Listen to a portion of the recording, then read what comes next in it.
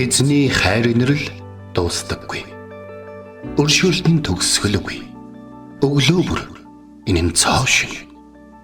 Таны итгэлт байдал юутай аваагаав. Хермоны шүүдэр өглөөний хөтөлбөр эхэлж байна.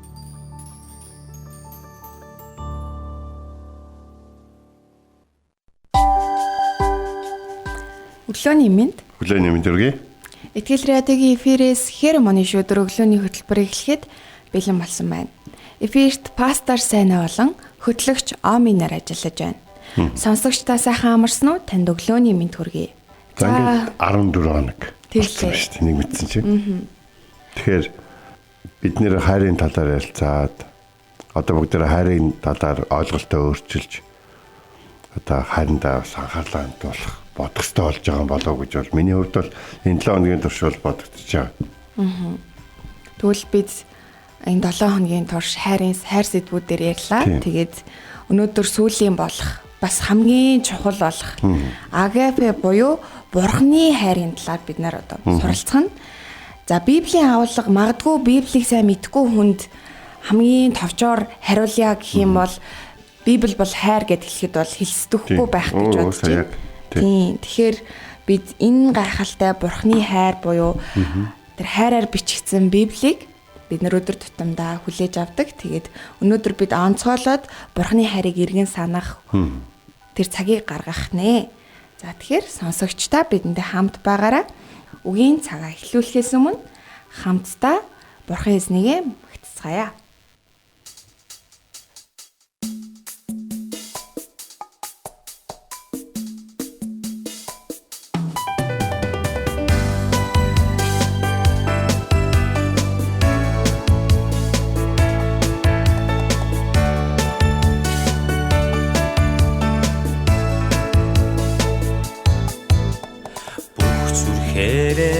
Эзнээ хайрлая амьдралаа эзнээ хайрлая хүчээрээ эзнээ хайрлая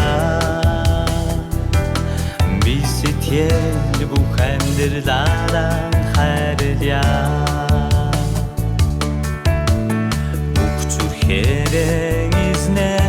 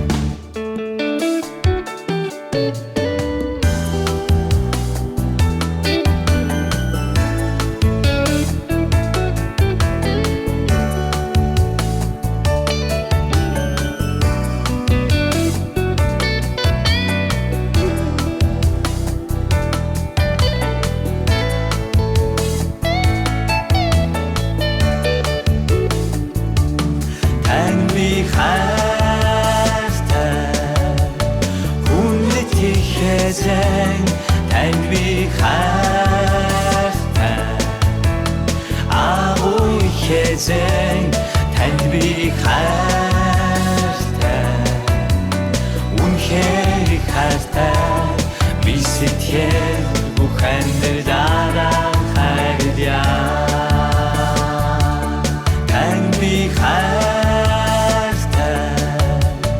хүндэт ихэзэн танд би хайртай агуу ихэзэн танд би хайртай үнэхээр хайртай би сэтгэл бүх амьдралаа хайрлая би сэтгэл бүх амьдралаа хайрлая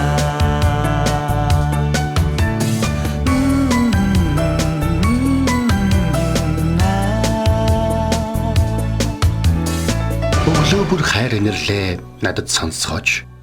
Танд л би итгэдэг үлээ. Явах замыг минь надад зааж өгөөч. Танд л би сэтгэлээ өргөн байна.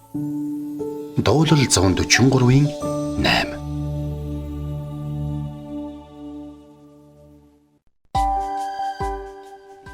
За бид хамтдаа 1-р Коринтын 13-ийн 4-өөс 5 дахь ишлэгийг үзнэ. За хайрын тухай хэсэг гэж ярьдаг.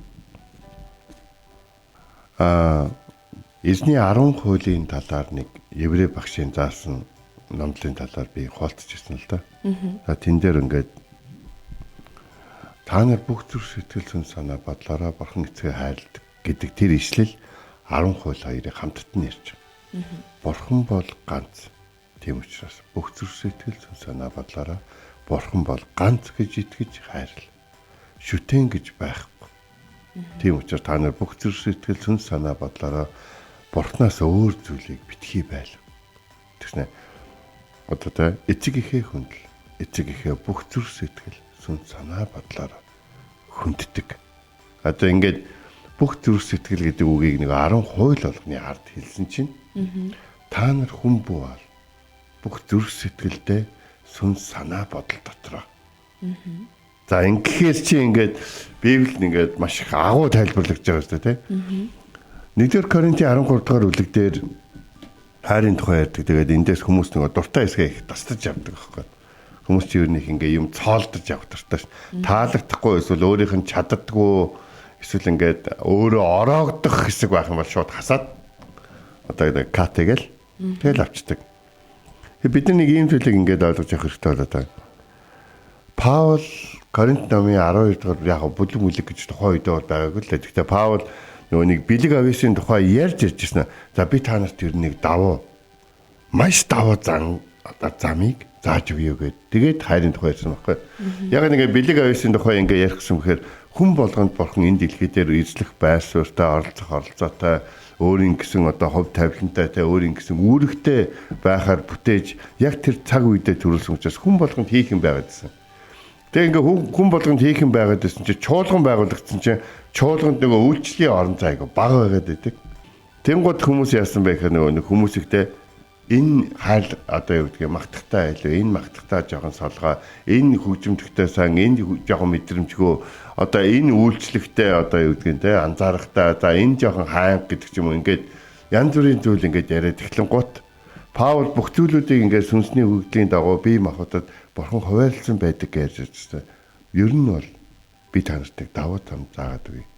Ер нь бол хайр байхгүй бол хэн юу чаддаг байх нь бол хамаагүй шүү. Хайраар хийхгүй бол хэн юг хийж байгаа нь амаргүй шүү. Одоо хэцүү шүү. Буруу болно шүү гэдэг зүйлийг хэлж байгаа. Өнөөдөр бид нэр агапе хайрын тухай ярихад бол манай хөтлөгчийн хэлдэг бол яг үнэн бурхан бол хайр гэж хэлчихэд бол яг болж байгаа. Тийм болохоор агапе хайр гэдэг бурхны хайрын тэр хариу нэхээгүй хайр. Хариу нэхээгүй гэдэг нь юу гэхээр эхнээсээ энэ хайр бид нар ямар нэгэн хайр татсан учраас байгаагүй гэдгийг бид нар аягүй сайн бодчих хэрэгтэй байгаа. Тэгэхээр бид нар хайр татсан учраас байгаагүй учраас бидний хамгийн гол ойлгох ёстой зүйл бол юу гэхээр хайр гэдэг маань юугаараа ялгарч байгаа вэ? Бусад хайруудаас гэдгийг бид нэр бодгосоо олж байгаа байхгүй. Хайр ер нь олон хайр байна гэдгийг бид нэр энэ 7 хоногчгоо сурлаа шүү дээ, тий. Энэ 7 хоногчгоо олон хайр сурсан хүмүүс чинь нөгөө нэг гэтэл бид нар нэг юм зүйлийг бодоод үзье л да.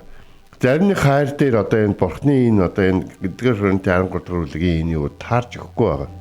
Тэгэхээр бид нар өнөөдөр энэ хайрын талаар ярихтаа Иохан 3:16 буюу тий бурхан дэлхийг үнэхээр хайрлан царин ганц өгөө өгсөн. Учир нь хүүд нэтгэж хинч мөхгүй харин мөнх амьтаа болох юм аа.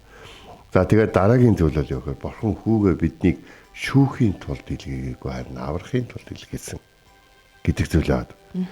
Тэгээ өнөөдөр дээр төмөрөө хайр бол төвчээртэй инэрэнгүй хамгийн гол нь өөрийн ашгийг хайдаггүй гэж. Бидний хайрлах нь бурханд ашигтай байсан уу? Үгүй. Бидний хайрлах нь бурханд ашигтай байгаагүй. Хүмүүс бид нэр хин нэгнийг хайрлахын тулд энэ намайг хайрлаж чадах юм байна. Энэ хайр даах юм байна. Энэ миний хайрыг ойлгох юм байна гэдэг ч юм уу те. За энэ би энэ хүнийг хайрлахад эргүүлээд намайг энэ хүн хайрлах юм байна гэдэг ч юм нэг юм харж байгаа. За юм харж байгаа нь одоо хүмүүс таалагдах албагүй ашиг хайж байгаа гэсэн. Ашиг гаргах гэдэг шүү дээ чи одоо тий. Би энэ амьдралыг энэ хүнтэй хамт туулах юм бол энэ хүн ингээд тий намайг одоо юмар даахгүй, ингэхгүй, дэхгүй намайг алдаж унах юм бол зэмлэхгүй, ингэхгүй, шүүхгүй тий бас намайг хуурахгүй, намайг бухимдуулахгүй гэдэг ч юм ингээд энэ бүхний чи ард яг юу яригдээд байхээр ашиг яригдээд байгаа. Гэтэл хайрын талаар ярьж байгаа энэ зүйл дээр үчинхээр та нар бурхан эцгээсээ суралцах хэрэгтэй хамгийн давуу зам бол бурхан хайрлахдаа өөрийнхийг ашгийг хайдаггүй. Өөрийнхөө ашгийг хайдаг байсан бол цорын ганц хайртай хүүгээ юу гэж өгөх вэ? Тэгэхээр энэ зүйлийг бол бид нэрийг бодох хэрэгтэй болж байна.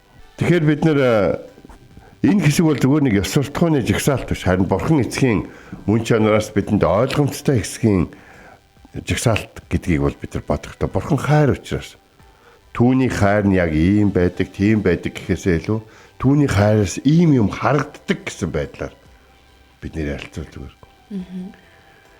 Зарим айлд хүн орон готор шүтдэг байхгүй. Танаа чамд хайртай юм аа. Ямар гоё өрөөд огчулсан, ямар гоё одоо ингээд юу гэдгийг те одоо галтгойн орын гэдэг ч юм уу ямар гоё одоо хоцны шүүгээ вэ гэдэг ч юм уу те.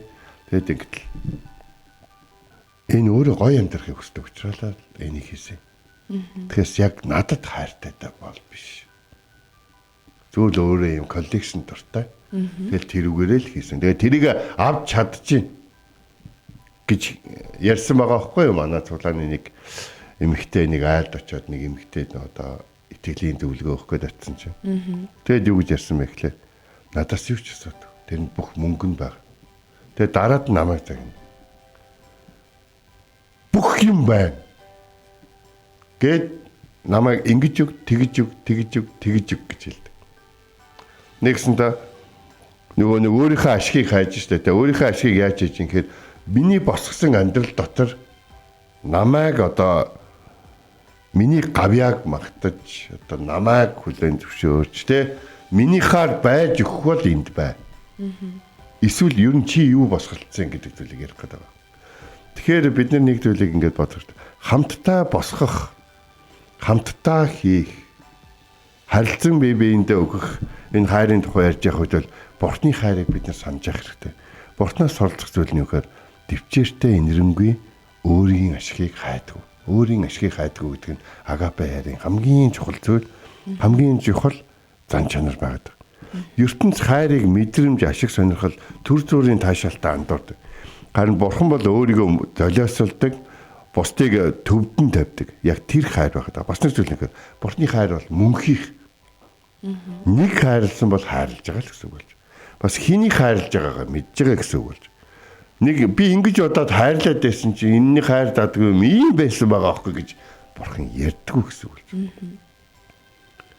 Бурхан хайрласаар л байдаг. Тэр хайрыг авч чадахгүй байх юм бол бурхан хайрласаар байсан боловч хүн магадгүй танд унж магадгүй. Учир нь тэр хайрыг авч тэр хайранд итгэж Тийгэж хайрлаж яхад нь ингэж амьдрсандаа гимших нь бидний хувьд маш чухал зүйл байгаа. Бурхан хайрлахаа болсон учраас хүмүүс танд ундаг биш. Харин Бурханы тэр хайрлаж байгаа хайранд итгэдэггүй учраас Бурханы өөрийнх нь төлөө хийж байгаа хийсээр байгаа хүүгээ загалмаа дээр өгөх хэмжээнд бидний хайрлсан тэр хайранд итгэхгүй байгаа учраас танд ундаг гэдгийг бид нар ойлгох шин. Тамийн тухай ярихлаар тэгдэг байхгүй. Танай шашин чи тамаар айлгадаг гэж. Ер нь бүхэл итгэл үнэмшил тамийн тухай ярьдаг үстэй. Ер нь бол. Гэхдээ тамаас хүүхдүүдэд аврахын тулд юу хийсэн бэлээ? Та нар тамд унахгүй тулд юм хий гэж хэлдэг болохоос та нарыг тамд унгаахгүй гэж би энийг хийж гинэ гэж хэлдэг. Өөр ямар одоо амьд бурхан энэ дэлхий дээр байгаа юм бэ?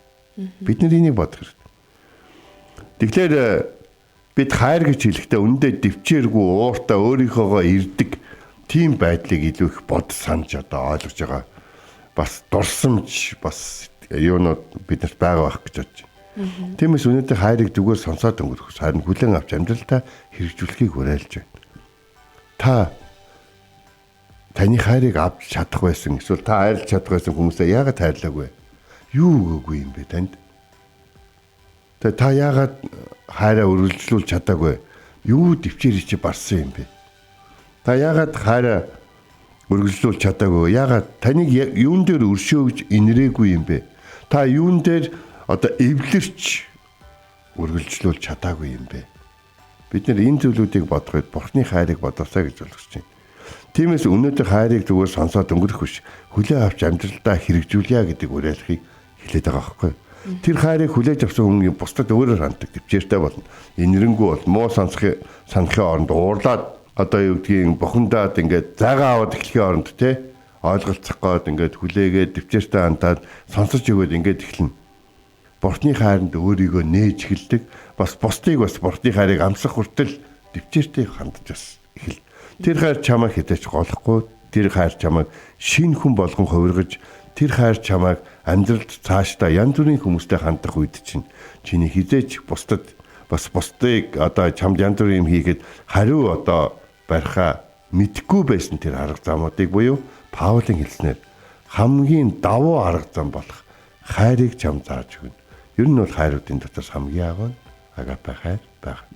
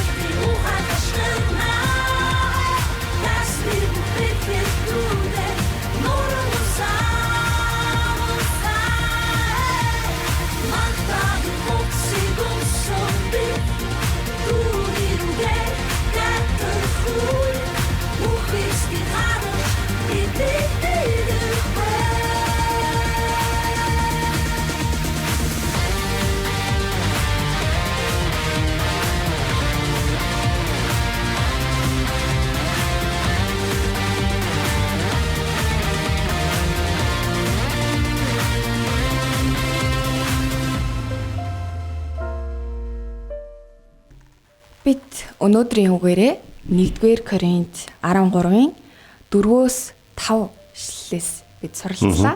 Агапе буюу хариу нэгтггүй хайртай Бурхны хайрын талаар бид бас эргэн санаж өөрсдөө санууллаа.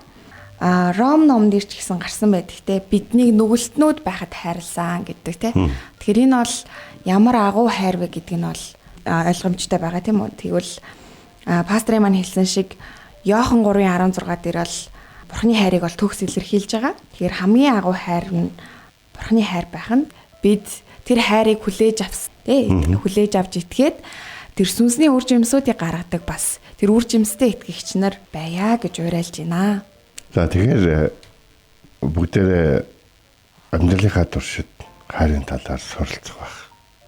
Удаан суралцах байх. Заримдаа төмөрөө амжилт олохгүй тийм сайн биш байх. Заримдаа биднээс маш хайр хүлээсэн хүмүүсийн хүлээлтэнд хүрэхгүй. Бидний хамгийн сайнаараа бодснороо хийсэн боловч тэр нь зөв биш, зөв алхан биш байх тохиолдол гарч магадгүй. Тэ бид хайртай та хийж байгаа гэдгийг хүмүүст хэлдэг, гэрчилдэг. Хэрвээ тэрэнд асуудал байгаа бол Библиэс илүү сайн хайрлах арга замыг ирж хайдаг итгэгчид байцгаая. Ингээ бүгд хамтдаа эзний өмнө залбирах цагийг гаргая. Орчлын ертөнцийг бүтээсэн эзэм таны хайрын нэрл агуу та хүч чадалтай сүнсээрээ дүүрэн байж бидний хайраар дүүргэж тайлсгууж байна. Бид таны хайраар дүүрэн амьдралд амьдарч байгаа хэрнээ эргэн тойрондоо таны бидний хайрлаж байгаа тэр хайруудыг олж харж чадахгүй, ойлгохгүй бас өнөөдөр тэр хайрыг амьдралдаа авч хэрэглэхгүй тийм өдрүүд их олон байна. Тиймээс өнөөдрөөс таны хайрыг таньж мэдээд таны өндөгөөр ариунаар амьдрахад та туслаач гэж тайлсгууж байна. Бас та биднээр дамжуулан хэнийг хайрламаар байна. Тэр хүнийг бид нар бас хайрлаж өгөхийг хүсэж байна. Та бидний хайрлсан шиг хайрлаж өгөхийг хүсэж байна. Тэгээд эзэн өнөөдөр агапе хайрын талаар суралцах, таны хайрын талаар суралцах боломжийг өгсөнд баярлалаа. Таны хайрыг түгээж, харуулж, гэрчилж амьдрахад та биднийг ивэж өрөөж өгөөрэй. Есүс Христийн нэрээр залбирэн гуйлаа. Амен. За энэ хүрээд манай Хермоны шүдэр өглөөний хөтөлбөр өндөрлөж байна. Итгэл радиогийн эфирээс танд шууд хүрлээ. Тэгээд хамт байдаг сонсогч та бүхэнд баярлалаа. Тэгээд дараа 7 хоногт эргээд уулзцгаая. Дасар шиндээ сайхан шинэлээрээ эзэн таныг харж хандах болтугай. Эзэн зүрхийг чинь Бурхны хайр ба Христийн төвчөрт чиглүүлэх болтугай. Хермоны шүүдэр өглөөний хөтөлбөр танд хүрлээ.